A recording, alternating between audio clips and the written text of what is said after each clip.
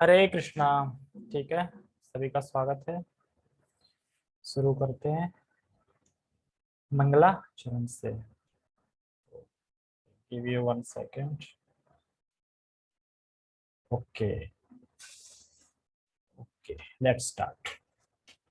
ओम अज्ञानतिमिरान्धस्य ज्ञानञ्जनशलाकया चक्षुरुन्मीलितं येन तस्मै श्रीगुरुवे नमः। श्रीचैतन्यमनोभीष्टं स्थापितं येन भूतले स्वयं रूप कदा मह्यं ददाति सत्यकान्तिकम्। वन्देऽहं श्रीगुरो श्रीयुतापदकमलं श्रीगुरून् वैष्णवांश्च श्रीरूपं साग्रजातं सहगण रघुनाथान्वितं तं सजीवं साद्वैतं सावधूतं परिजनसहितं कृष्णचैतन्यदेवं श्रीराधा कृष्णपादान् सहगण ललिता श्रीविशाखान्विषांश्च।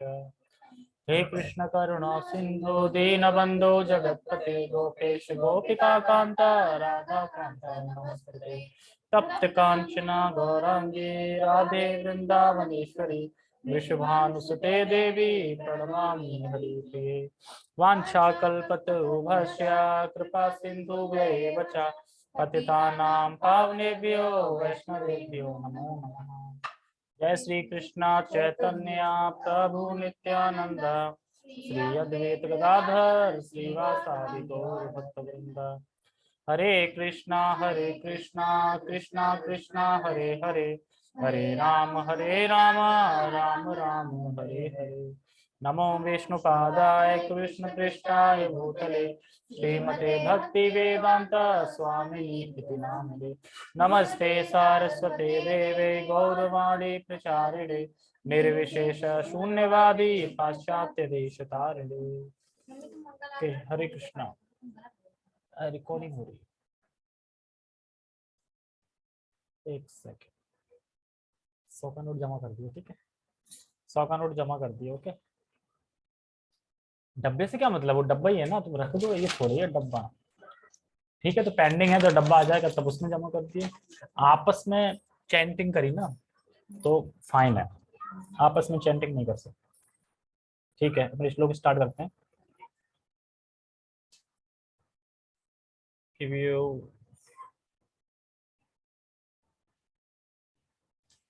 ठीक है, तो श्लोक नंबर 26 है। इसमें ये बताया जाएगा मन के बारे में, क्या मन के साथ क्या करना है, या मन को वश में कैसे करना है। एक्चुअली मन का स्वभाव ही है चंचल और अस्थिरम। अस्थिर, अस्थिर मतलब कि वो एक जगह टिकता नहीं है, और चंचल मतलब भागता रहता है। चंचल मतलब है प्रबोलन देगा, ये कर लो, ये अच्छा, ज्यादा नहीं, ये नहीं, ये कर लो। चंचल है ना बहुत। और अस्थिर है, मतलब स्थिर मतलब कि वो कहीं टिक नहीं सकता। तो इसलिए जो ये समझ जाता है, 11 रुपए का फाइन करो। 11 रुपए का, एक 100 रुपए का है, 100 रुपए का। 11 रुपए का फाइन नहीं है, 100 रुपए का फाइन है। हाँ, आवाज नहीं आएगी, ठीक है, ओके। तो समझ में आ गया क्या श्लोक, आज के श्लोक पे थीम क्या है, टॉपिक क्या है। तो पहले हम श्लोक का उच्चारण करते हैं। यतो यतो निश्चरति मनं चञ्चलमस्थिरम् तत ततस्ततो नियम्येद्यत् ततस्ततो नियम्येतदात्म अन्येव वंशनयेत। यतो यतो निश्चरति मन चंचलमस्थिरम् ततस्ततो नियम्येत्यदात् आत्मन्येव वंशनेत्। ठीक है, पहले हम टेक्स्ट को देखते हैं, फिर संस्कृत समझेंगे, ठीक है। 1 सेकंड।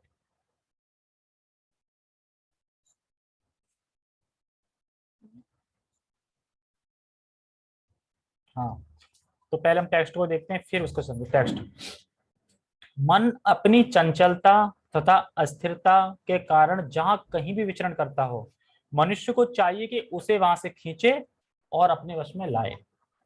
अब कोई बोले कि भगवान ने तो बता दिया मन चंचल है और अस्थिर है, तो जाने दो ना, तो क्या दिक्कत है, वो तो भगवान ने बोल ही दिया ना कि वो चंचल है। अस्थिर है मतलब एक जगह टिकेगा नहीं, चंचल मतलब भागेगा इधर उधर, तो भागने दो ना। भगवान ही तो कह रहे हैं वो चंचल है, रोकने से कोई फायदा तो है नहीं, तो भागने दो फिर। क्या कहना है इसमें? कहाँ किस उधर बोल रहे इधर बोल रहे हैं? कंट्रोल तो मन को खींचना है ना। अरे मैं क्वेश्चन ये कर रहा हूँ कि भगवान ने तो बोला वो चंचल है मन और अस्थिर है, दोनों चीजें, तो इसका मतलब जाएगा ही जाएगा, तो फिर जाने दो ना। क्यों जाने को ना?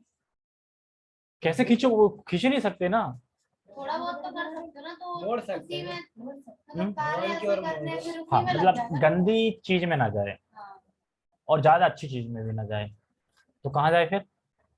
ज्यादा अच्छी चीज मतलब ये है कि गंदी चीज तो गंदी हो गई, और अच्छी चीज ज्यादा मतलब कि बहुत प्रशंसा हो रही हो तो तुम्हारी, बहुत यश गाया जा रहा हो तुम्हारा, फूल मालाएं पहनी जा रही, इतनी पहनाई जा रही है कि फूल माला में डूब गए, ठीक है, या फिर कहीं पे जाके बहुत अच्छे अच्छे पकवान मिल गए, मतलब अच्छी चीजें। तो जितना ज्यादा अच्छी अच्छी चीजों में भी जाएगा मन, गंदी चीज जाएगी, तो हमें खींचना है कहाँ पे कि गंदी जगह से खींच के हमें कहाँ केंद्रित करना है कि वो ऐसी जगह जाए जहाँ पे वो लग सके। और लगेगा मन कहाँ पे? भगवान पे, क्योंकि भगवान ने खुद ही बोला है अस्थिर मन है। अस्थिर का मतलब होता है तुम भौतिक चीजों पे कहीं भी मन लगाओ, जा दे तो चलेगा नहीं, मतलब जब तक वहां पे टिकेगा नहीं, क्यों मतलब कितनी भी अच्छी चीज हो, ऐसा नहीं पूरे दिन तुम उसी का स्मरण करते रहोगे, नहीं, कुछ देर अच्छी लगेगी, वहां से मन हट जाएगा, तो अच्छा नहीं, फिर यहाँ से मन हट जाएगा, तो मन टिकेगा कहाँ पे? जब भगवान बता रहे हैं कि अस्थिर में मन, तो मन के भगवान पे ही टिकेगा मन, बाकी कहीं पे टिकने वाला नहीं है, ठीक है। और बता रहे हैं तो कभी कभी मन जाता है, तो ये नहीं कि अब मन जा रहा है तो जाने दो, नहीं, अगर इंद्रियां गलत जगह जा रही हैं तो खींचना है। जैसे एक कछुआ होता है, जैसे एक कछुआ खींचता है, कछुआ मीन्स, कछुए को इंग्लिश में क्या बोलते हैं? टर्टर, टर्टर करता है, टर्टर, हाँ टर्टर जो भी है। तो वो जैसे ही कोई प्रतिकूल परिस्थिति आती है, वैसे वो अपने अंगों को तुरंत ढक लेता है, मतलब उसे आभास हो जाता है कि कुछ जोर धड़ाका कुछ आने वाला है, तुरंत ढक लेता, मतलब जैसे कि अगर कछुआ जा रहा हो और तुम थोड़ा सा आवाज करना है, खटखट डंडे की करना, तुरंत वो वहीं कहीं बैठ जाएगा अपने, उसको अंदर कर, उसे कोई खतरा है, और जैसे उसे लगे खतरा नहीं है तो अपने बाहर निकालेगा मुंडी, और बाहर निकाल के फिर कंटिन्यू। तो ऐसे भक्तों को क्या करना चाहिए? जो अनुकूल परिस्थिति है वहां पे उसे अपनी इंद्रियां बाहर करनी है, जैसे कि प्रसाद खाना है, भक्तों का संग करना है, कीर्तन करना है, और रीडिंग करनी है, हेयरिंग करनी है, इन सब चीजों में क्या है, वो अपनी इंद्रियों को बाहर छोड़ देता है। और जैसे ही वो देखता है कि बहुत ज्यादा रॉकिंग रॉल हो रहा है, साए साए हो रही है, पार्टियां हो रही हैं, ये सब हो रही है, भीड़ भड़का है, वहां पर करता है अपनी इंद्रियों को समेट लेता है अंदर। अपनी इंद्रियों को समेटने मतलब ये कि इंजॉय नहीं करता वहां पे, जो बस जिस काम के लिए गया है वो काम करके अपना वापस आ जाता है। कौन? अच्छा गीत में गई थी, मन नहीं लग रहा था। हाँ तो मन अस्थिर है ना, अस्थिर चंचल नहीं लगेगा मन, जब में लगता है मन, मन लग रहा है, मन लग भी जाता है कभी कभी, मुंह से साफ नहीं निकलता। मन की पूछ रहा हूँ अभी। हाँ वैसे तो लगता है। कैसे लगता है? कुछ नहीं सोचती, कुछ नहीं सोचा थी मन में।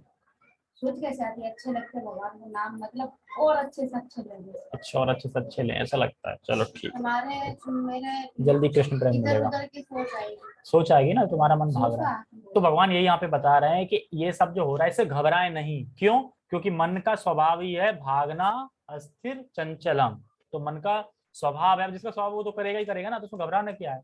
हमें क्या करना है? खींचना है, बार बार खींचना है, बार बार ध्यान पे टिकाना है, खींचना है, खींचना है, मन पे टांगना है, हाँ तो वो भागेगा ही। और जिसका मन नहीं भागेगा समझो उसमें गड़बड़ है, भगवान कह रहे मन भागेगा तो गड़बड़ है, क्योंकि वो स्थिति फिर वो स्थिति अभी है नहीं, और मन भाग नहीं रहा है, तो उसका मतलब मन तो भाग रहा है पर तुम्हें पता नहीं चल रहा। एक वो स्थिति है जो भक्त की बहुत प्रगाढ़ स्थिति है, उसमें क्या मन बिल्कुल भगवान में रहता है। अब अपना मन तो अभी वैसा है नहीं भगवान में रहे, और अपन ये भी बोले कि मन तो भाग नहीं रहा है मेरा कहीं, नहीं एक्चुअली भाग ही रहा है, लेकिन पता नहीं चल रहा है, लेकिन मन भाग ही रहा है। तो अपन यही सोच रहा है ना मन नहीं भाग रहा मेरा, तभी मन भाग रहा है, तभी तो मन ऐसे फंसा लेता है कि देखो मैं तो नहीं भाग रहा ना, मैं तो नहीं भाग रहा ना, तो इसी में मन भाग रहा है, तो कुछ ना कुछ कुछ होता रहता है, ठीक है ओके। तो अब संस्कृत देखते हैं। यतो यतो निश्चरति, यतो यतो मतलब जहां जहां, जहां जहां तुम्हारा मन जाता है, यतो यतो निश्चरति, जहां जहां तुम्हारा मन जाता है। मन चंचला में स्थिरम, मतलब कि मन के दो स्वभाव हैं, क्या स्वभाव हैं? चंचल और अस्थिर।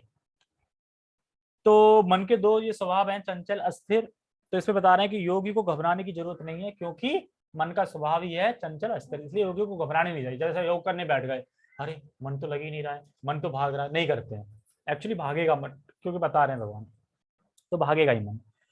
और मन कहीं टिकता नहीं है, तुम चाहे कितना भोग में ले आओ, चाहे कुछ ले आओ, मन टिक नहीं सकता। कभी मन किसी का टिका है कि एक जगह टिक गया हो? टिक ही नहीं सकता एक जगह। मन का स्वभाव ही है ना चंचलम अस्थिरम, तो मन फिर टिकता नहीं है, इधर उधर भागता रहता है। भगवान कह रहे हो टिकेगा मेरे पे आके, और कहीं नहीं टिकेगा। मन सिर्फ मन बना ही गया है टिकने के लिए भगवान के चरणों में, और जब तक हम भगवान के चरणों में स्थिर ना करके मन इधर उधर करेंगे, टिकेगा नहीं। अभी ये थोड़ी देर यहाँ रहेगा, फिर वहां से हट जाएगा, थोड़ी देर यहाँ रहेगा, फिर वहां से हट जाएगा, थोड़ी देर फिर वहां से वहां हट जाएगा। और मन की एक चाल देखी जपा में, मन की चाल क्या होती है कि जब जप करते हैं तो जप में आएगा सबसे महत्वपूर्ण काम याद आ जाएगा, ये बहुत महत्वपूर्ण है, ये करना चाहिए। और जब जब पूरे हो जाएंगे ना, उसके बाद वो महत्वपूर्ण काम पूरे दिन याद नहीं आएगा, मतलब उसी टाइम पे आएगा कि ये बहुत महत्वपूर्ण है। तो ये सब मन की चालें हैं, फंसाने की है, तो इनमें हमें अपनी बुद्धि नहीं लगानी।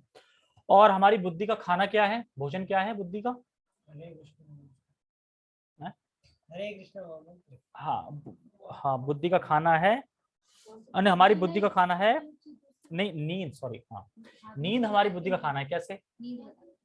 नींद हमारी बुद्धि का खाना है। एक्चुअली बुद्धि को रेस्ट चाहिए, मतलब नींद चाहिए। और तो मतलब हाथ ही ऐसे बंद कर लिया कि मुंह से निकल ना जाए कुछ है, 100 रुपए देने पड़ जाएंगे। अच्छा ठीक है। तो मैं क्या कह रहा था, हाँ नींद।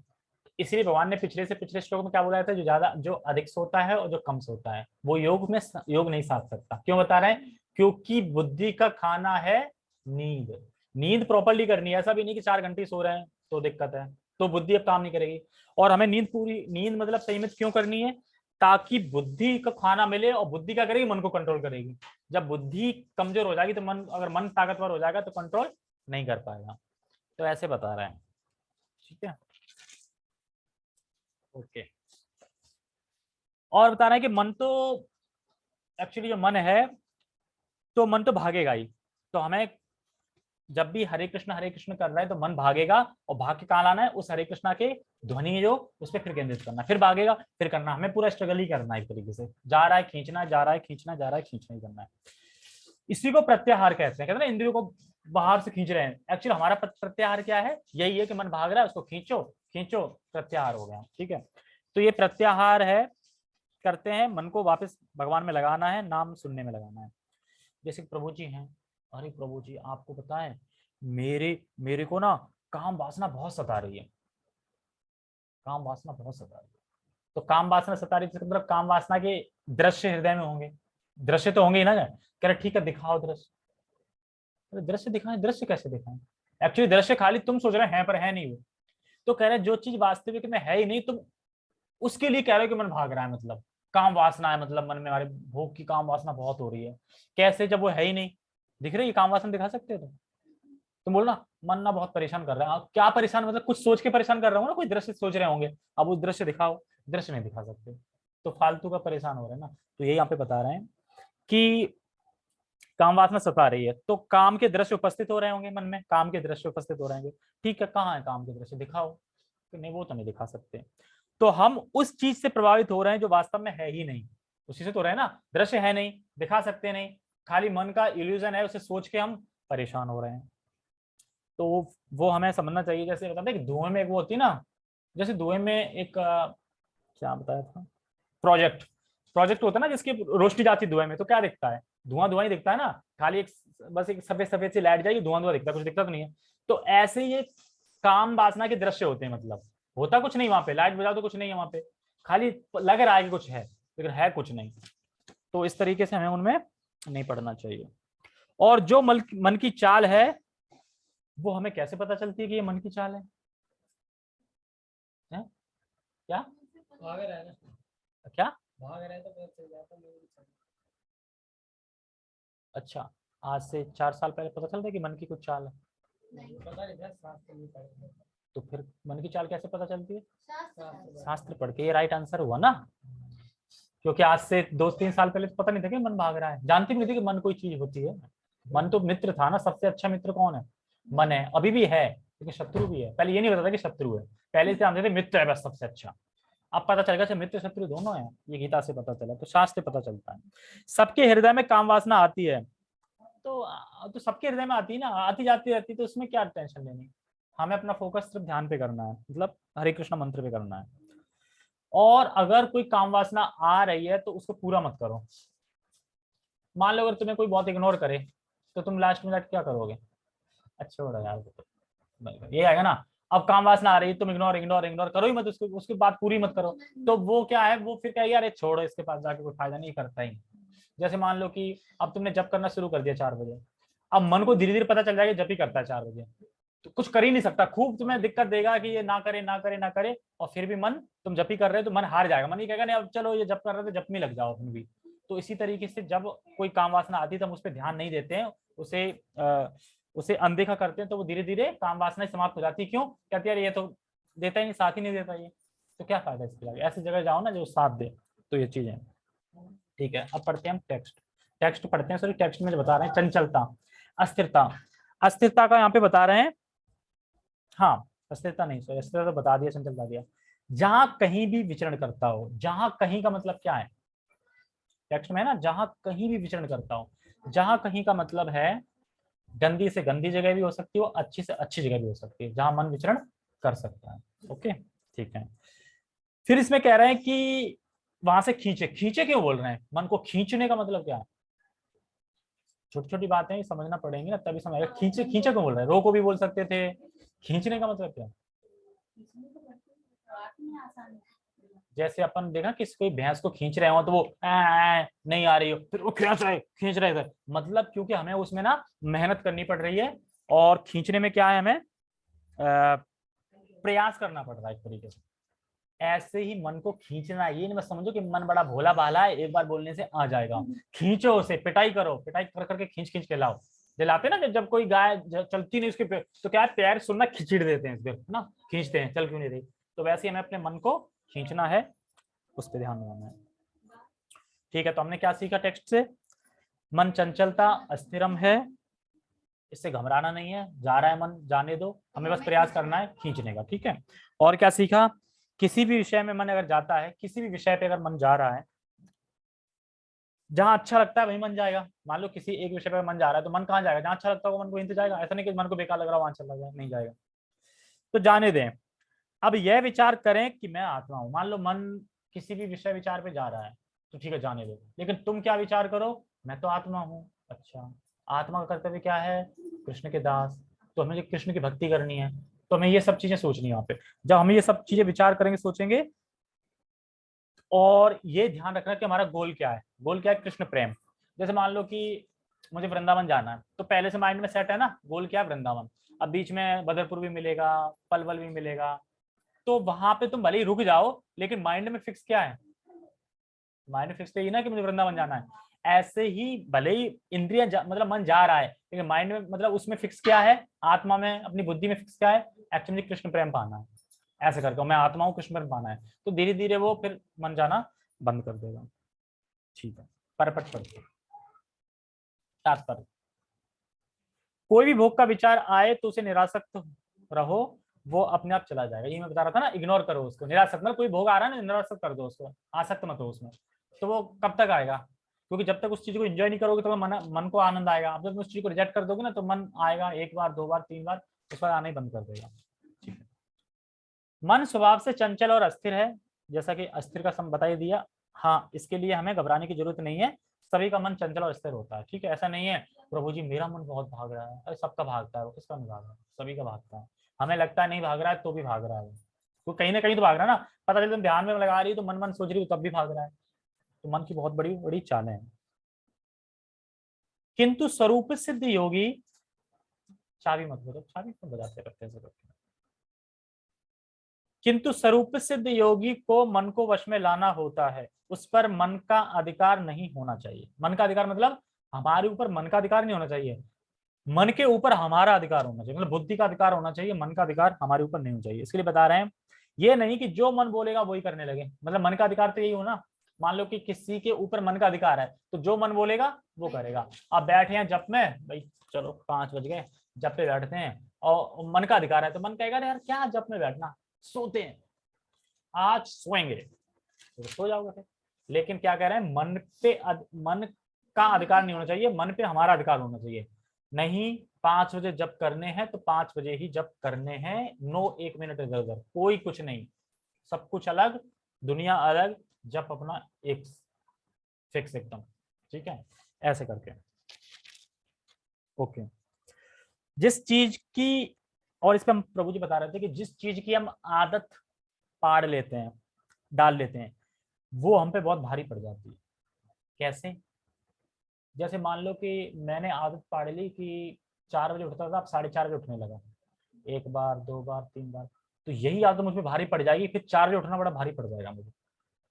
मतलब 1 बार 2 बार आदत तुमने शौक शौक में कर ली, तो वो आदत पाल ली अगर, तो वो आदत तुम पे भारी पड़ जाएगी, उस आदत से फिर तुम उबर नहीं पाओगे, मतलब कि बड़ा मुश्किल में निकल पाओगे। अब अपोजिट आ जाओ भक्ति में। भक्ति में हम जो तपस्या करते हैं, मतलब जो भी तपस्या है, सुबह 4 बजे उठना, ये सब है, तो ये शुरू शुरू में तपस्या लगती है, लेकिन जब इनमें आनंद आने लगता है, फिर लगती है कि तपस्या कर रहे हो तुम, ऐसा लगता है कि तपस्या हो रही है, फिर तो लगती नहीं, स्वाभाविक है, रोज जग रहे हैं 4 बजे, रोज जग रहे हैं 4 बजे, स्वाभाविक है, ये करना है, करना, कोई तपस्या नहीं लग रही ना। लेकिन अगर हम कोई आदत डाल लेते हैं और वो आदत को हम कंटिन्यू कर देते हैं, वो आदत भारी पड़ जाती है। जैसे कुछ लोग होते हैं ना कि आदत पाल ली कि अब ऐसे करके बैठे हैं, मान लो जप में ऐसे करके, 1 बार बैठे, 2 बार 3 बार, तो इसकी आदत ऐसी पड़ जाएगी, फिर ऐसे बैठने में बड़ा दिक्कत होगी, क्योंकि आदत वैसी पड़ गई ना। इसलिए जब भी जप करो तो भले धीरे धीरे करके करो, लेकिन इस फिक्स के साथ से करो कि हमेशा, क्योंकि जब जैसी शुरुआत में आदत पड़ जाएगी वही लास्ट तक चलेगी फिर। तो अभी से, अभी शुरुआत है ना, तो अभी से ऐसी आदत पढ़ो कि सही हो, तो आगे चल के फिर वो तपस्या नहीं लगेगी, अपने आप हो जाएगा वो। लेकिन अभी से अगर कुछ पाल लिया तो वो बहुत परेशानी देगा। जैसे कि एक भक्त बता रहे थे कि उन्हें मंगला आरती जाते थे तो मन नहीं लगता था मंगला आरती में, ऐसा करते कब खत्म हो, कब खत्म हो, लेकिन धीरे धीरे जाने लगे जाने लगे जाने लगे तो वही चीज अच्छी लगने लगी। अगर मान लो वो आदत पार लेते कि अच्छी नहीं लग रही है, भगाते, तो फिर उन्हें मंगल आरती में जाना मुश्किल पड़ जाता, जाते ही नहीं, जाने ही मुश्किल पड़ जाता। ये मन करता है कि चलो कोई नहीं ऑनलाइन कर लेंगे, फिर ऑनलाइन में भी दिक्कत हो जाती है, ऑनलाइन में भी दिक्कत, मान लो कुछ आप पढ़ लेते ऑनलाइन में तो उसमें भी दिक्कत हो जाती है, तो फिर वो मंगल आरती मिस ही हो जाती है। तो यही बता रहे हैं यहाँ पे। और जिस तपस्या की आदत डालेंगे वो तपस्या नहीं लगता, मन को उसकी आदत पड़ जाती है। मन का इसमें क्या खेल है, देखो, जैसे तुमने 4 बजे जगना शुरू कर दिया, तपस्या तपस्या तपस्या, और वही चीज आगे चल के मन को अच्छी लगने लगेगी, 4 बजे जगना है, आगे चल के अच्छी लगेगी मन को, तो वो तपस्या नहीं है, अच्छी लगने लगेगी, ये चीज बता रहा है, ठीक है। जो मन को तथा इंद्रियों को भी वश में रखता है वह गोस्वामी या स्वामी कहलाता है, और जो मन के वशीभूत होता है वह गोदास अर्थात इंद्रियों का सेवक कहलाता है। समझ में आ गया? ये तो समझा, इजी है ना, इसको तो कुछ समझना नहीं, इजी है ना, कैसे इजी है बताना। इंद्रियों को वश में कर लेता हूँ, गोस्वामी कहलाता है, मतलब इंद्रियों का स्वामी उस पर विजय प्राप्त करता है, और जो इंद्रियां वश में नहीं है उसकी, वो दास कहलाता है, इंद्रियों के हिसाब से कार्य करता है, ठीक है, सीख रहे, ठीक है। 11 रुपए माफ कर दिया आज तो, ठीक है। नहीं, अच्छा पॉइंट पूछा जाएगा, बता दोगे तो माफ भी हो जाएंगे 10 रुपए, ठीक है, मतलब 10 रुपए ले, 10 रुपए नहीं सॉरी 100 रुपए लेके रखो सामने ऐसे करके, यहाँ पे रख दो, बता दिया तो ठीक है, नहीं तो वो गए भगवान की सेवा में, ठीक है। ओके, आगे पढ़ते हैं, ठीक है। गोस्वामी इंद्र, हाँ ठीक है, इसमें कह रहे हैं फिर लास्ट में क्या कह रहे हैं, गोस्वामी इंद्र सुख के मानक से भिज्ञ होता है। इसको समझो, भिज्ञ होता है, भिज्ञ होता है।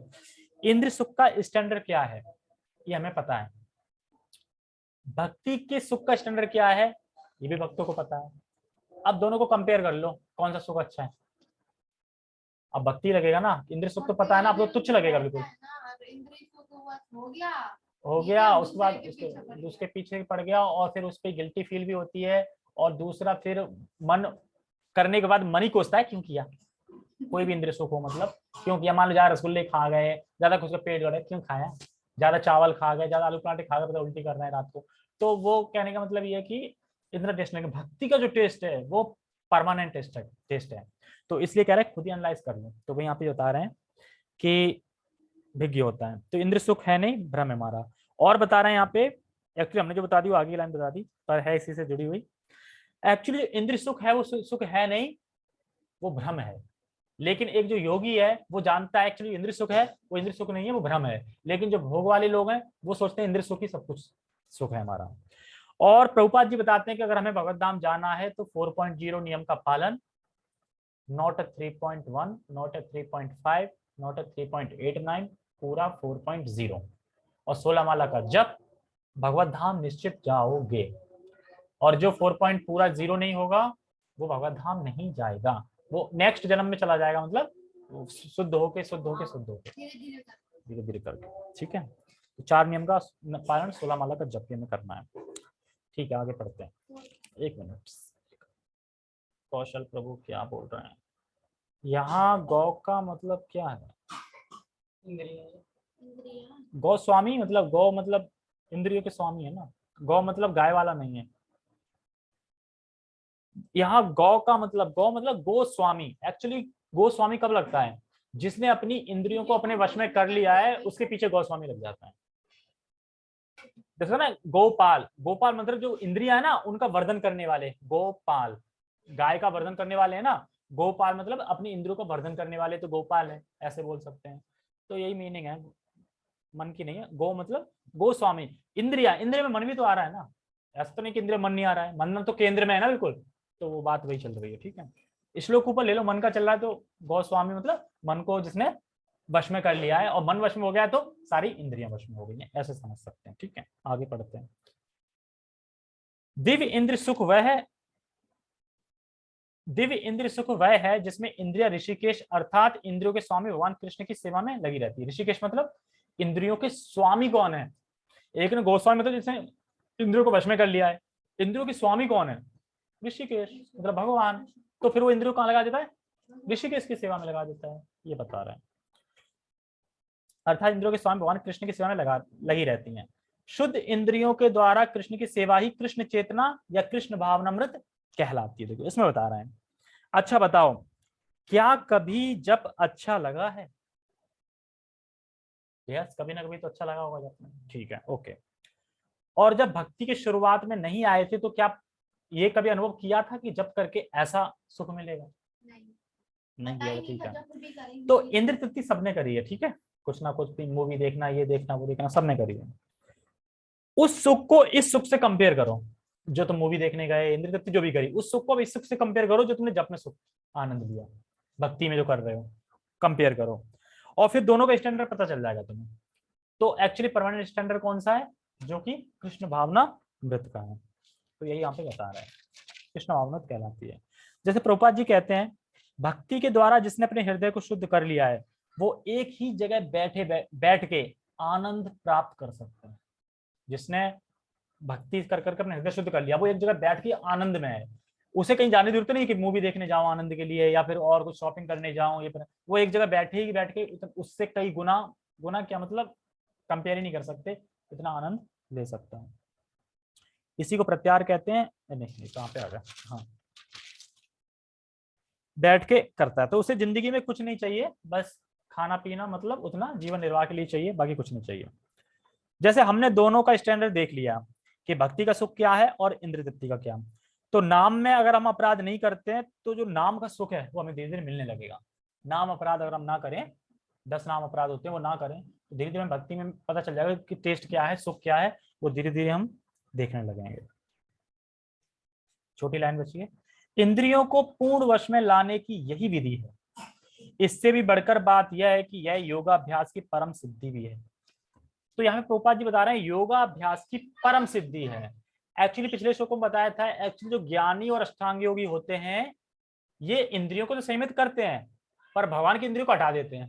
भगवान की इंद्रियों की सेवा नहीं करते हैं ही नहीं, अपनी इंद्रियों को संयमित करते हैं और उस निराकार में जो भी लीन जो भी करके होना चाहते हैं ऐसे होते हैं। मतलब वो भगवान की सेवा नहीं करना चाहते, भगवान इंद्रियों की सेवा नहीं करते, तो ये पूर्ण योग नहीं है।